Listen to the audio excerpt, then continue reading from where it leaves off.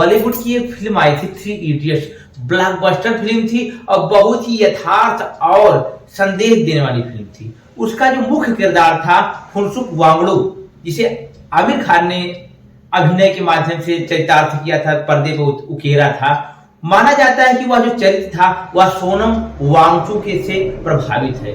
सोनम वांगचुक लद्दाख में एक ऐसे व्यक्ति है जो वहां पर लगातार प्रोग्रेस के लिए, वहां पर शिक्षा गुणवत्ता के विकास के लिए लगातार कार्य कर रहे हैं। याद होगा जो भारत और चीन के बीच कॉन्फ्लिक्ट हुआ था तो उस योद्धा ने बड़े ही साहस के साथ वहां की रिपोर्टिंग भारत तक पहुंचाई थी और भारतीय पक्ष को बड़े मजबूती से वीडियो के माध्यम से, यूट्यूब के माध्यम से हमारे बीच साझा किया था। और साथ ही साथ वह एक पर्यावरणविद और सोशल रिफॉर्मर भी हैं। आजकल वह नजरबंदी का जीवन जी रहे हैं। यह बहुत ही दुख की बात है। हमें समझना होगा कि आखिर ऐसा राष्ट्रवादी व्यक्ति, ऐसा देशभक्त क्यों हाउस अरेस्ट है। क्या समस्याएं हैं? जिन वादों को लेकर के लद्दाख को अलग किया गया था, यूनियन टेरिटरी बनाया गया था, वह कहां तक दम तोड़ रहे हैं, क्या कंडीशन उनकी है, उन्हें हमें समझना होगा। 12,000 जॉब देने की बात की गई थी, 800 से भी कम युवाओं को नौकरी वहां कर मिल पाई है। इन हवाई वादों से कितना दुष्प्रभाव उस सेंसिटिव जोन पर, संवेदनशील एरिया में पड़ रहा है, उसको जानने के लिए आपको सोनम वांगचुक का वीडियो जरूर देखना होगा, जिसका लिंक मैं अपने डिस्क्रिप्शन में डाल दूंगा। मेरा मुख्य विषय आज यह नहीं है। मेरा मुख्य विषय में पहुंचू उससे पहले स्वागत, अभिनंदन, आभार स्वीकार करिए अपने दोस्त रसल रघुवंशी का नमस्कार। इस बीच कई हफ्तों बाद आपसे मुलाकात हो रही है रविवार चर्चा में, और बहुत सारी हलचलें इस देश में पिछले कुछ दिनों से चल रही हैं। जिस प्रकार से भारत जोड़ो यात्रा, उसके बाद मोदी जी के ऊपर आया हुआ डॉक्यूमेंट्री, और हमारे पहलवानों के ऊपर किस प्रकार से उन्हें लोगों के बीच आकर के अपनी समस्याओं को रखना पड़ा, इस प्रकार की बहुत सारी समस्याएं हैं। लेकिन मैं जो दो प्रमुख समस्याओं पर बात करूंगा, एक है ऑक्सफैम की रिपोर्ट। ऑक्सफैम इंडिया ने जो भारत में अपनी रिपोर्ट जारी की है, उस पर चर्चा अवश्य होना चाहिए। जिस प्रकार से उसमें बताया गया कि भारत के 21 लोगों के पास इस देश के 70 करोड़ लोगों से ज्यादा संपत्ति है, वह इस बात की तरफ इशारा करता है कि किस प्रकार से केंद्रण हो रहा है संपत्तियों का। आज हम जीडीपी की बात करते हैं और मात्र 1% लोगों को इस बढ़ती हुई जीडीपी का सबसे ज्यादा फायदा मिल रहा है। और जब जीएसटी भरने की बात आती है तो देश के 50% निचले तबके के लोग 64% जीएसटी भरते हैं। या इस प्रकार के बहुत सारे आंकड़े ऑक्सफैम ने रखे हैं, जिस पर गंभीरता से विचार करना होगा हमारे पॉलिसी मेकर्स पर। वहीं दूसरी तरफ हम यदि अपने देश के नियंताओं की बात करें, देश की एजेंसियों की बात करें, तो नीति आयोग ने अभी तक कोई गरीबी का आधिकारिक रिकॉर्ड, कोई आधिकारिक ब्यौरा देश के लिए जारी नहीं किया।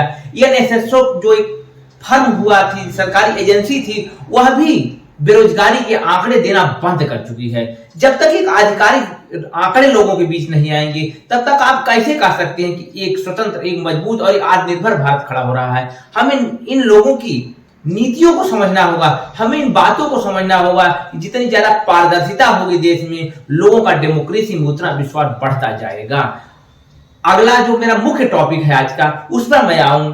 आपको एक हिडेनबर्ग रिसर्च का नाम आपने सुना होगा, इस बीच जोरदार सुर्खियों में चला रहा है, और जिसकी वजह से अडानी, जो कि दुनिया के तीसरे या चौथे नंबर के सबसे अमीर व्यक्ति तक पहुंच गए थे, उनकी कुल संपत्तियों में 4,10,00,000 करोड़ का लगभग चपत लग चुकी है। ये 4,10,00,000 करोड़ रुपए आते कहां से हैं? ये सामान्य निवेशकों से आते हैं, उन कंपनियों के निवेशों से आते हैं जिनमें हम अपना पैसा लगाते हैं, जिसमें LIC है, जिसमें हम अपने जीवन की बचत डालते हैं, अपने जीवन को सुरक्षित करने के लिए, बेहतर भविष्य के निर्माण के लिए उसमें लॉन्ग टाइम इन्वेस्टमेंट करते हैं। इसके अलावा state bank, bank of Baroda जैसे बैंक आते हैं, जिसमें हम सेविंग अकाउंट के माध्यम से अपने पैसा जमा करते हैं।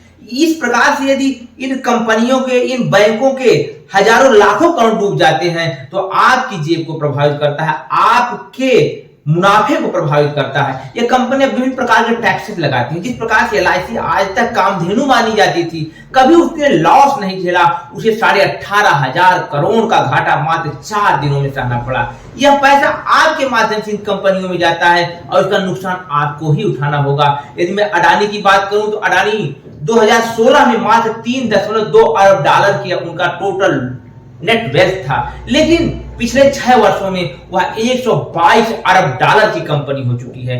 मात्र 6 वर्षों में यदि मैं आंकड़ों के सामने आपके सामने बात रखूं तो 118 अरब डॉलर का तेजी से ग्रोथ, जिसमें कोविड का भी समय रहा है, लगभग 2.5 साल का कोविड का समय भी जोड़ दिया जाए। जब हमारी सरकारें कहती हैं कोविड की वजह से हमारा विकास दर रुक गया, उस समय हजारों करोड़ रुपए का लाभ और यह कंपनियां कमा रही थी। यदि इसको और हम कैटेगराइज करें और इसका सूक्ष्म विश्लेषण करें तो 118 करोड़ को यदि हम 6 से भाग देते हैं तो आप समझ सकते हैं यह आता है लगभग 19 अरब डॉलर हर वर्ष इस कंपनी ने मुनाफा कमाया, अपनी टोटल वेल्थ में बढ़ोतरी की।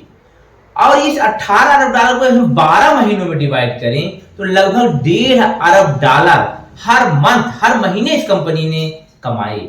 और यदि भारतीय रुपए में मैं इसका परिवर्तित करूं तो यह 1.5 अरब डॉलर लगभग 12,000 करोड़ के आसपास आता है। मतलब ये कंपनी हर महीने 12,000 करोड़ रुपए कमाती है। और इस 12,000 करोड़ को यदि हम दिनों में बदल देते हैं तो 400 करोड़ प्रतिदिन यह कंपनी कमा रही है। आखिर वो कौन सा कुबेर का खजाना इनके हाथ में लग गया है, ये 400 करोड़ रुपए प्रतिदिन कमाए जा रहे हैं। और एक उसी बीच एक आम आदमी की कंडीशन क्या हो जाती है, किस प्रकार से लोगों को पलायन करना पड़ता है कोविड के दौरान, किस प्रकार से लोगों में भय पैदा होता है कोविड के दौरान, किस प्रकार से हमारे देश की करोड़ों जनसंख्या गरीबी रेखा के नीचे चली जाती है और कंडीशन ऐसी खड़ी हो जाती है कि देश में 80 करोड़ लोगों को मुफ्त में राशन देना पड़ जाता है।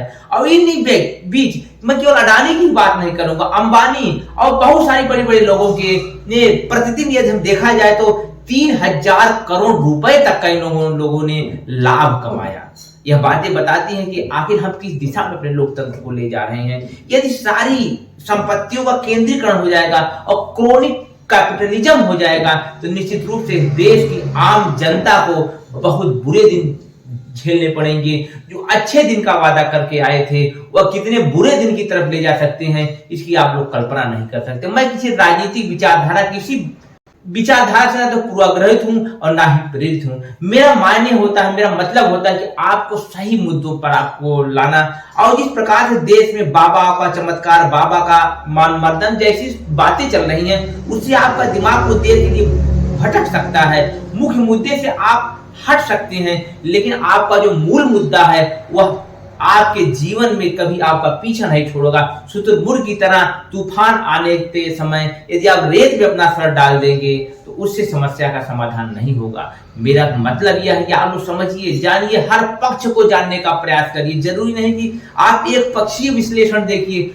आज जिस प्रकार से कॉर्पोरेट ने बड़े बड़े मीडिया हाउसेज को खरीद लिया है, वह मीडिया हाउस का एक छोटा सा अदर सा पत्रकार में इतनी साहस नहीं है कि वह अपने बॉस के सामने, अपने आका के सामने उन्हीं के चैनल पर आकर के उनकी खिंचाई कर सके, उनकी बुराई कर सके। इसलिए आप लोग विभिन्न स्रोतों से सच्चाई जानने का प्रयास करिए। आपको पता हो कि लोकतंत्र में असली मालिक आप होते हैं, हम होते हैं, देश के 140 करोड़ लोग होते हैं। हमें व्यक्ति पूजा से, व्यक्ति विचार से दूर होना होगा। हमें एक विचारधारा, एक सोशल विचारधारा से अपने देश को आगे बढ़ाना होगा। नहीं तो बहुत सारी समस्याएं हैं, सब पर मैं जिक्र नहीं कर सकता हूं। मेरा विचार है कि आप खुद से जागृत हों, खुद से अपदीपो भाव के भाव से इस देश को समझे, इस देश की सच्चाई को समझे, इस देश की समरसता को समझे। इन्हीं बातों के साथ विदा लेता हूं, इस उम्मीद के साथ कि शीघ्र ही आप पुनः मुलाकात होगी। तब तक इस चैनल को लाइक करिए, सब्सक्राइब करिए और लोगों को जागरूक करने के लिए इस वीडियो को शेयर करिए। अपने विचार कमेंट के माध्यम तक मुझसे पहुंचाइए। इंतजार रहेगा। नमस्कार।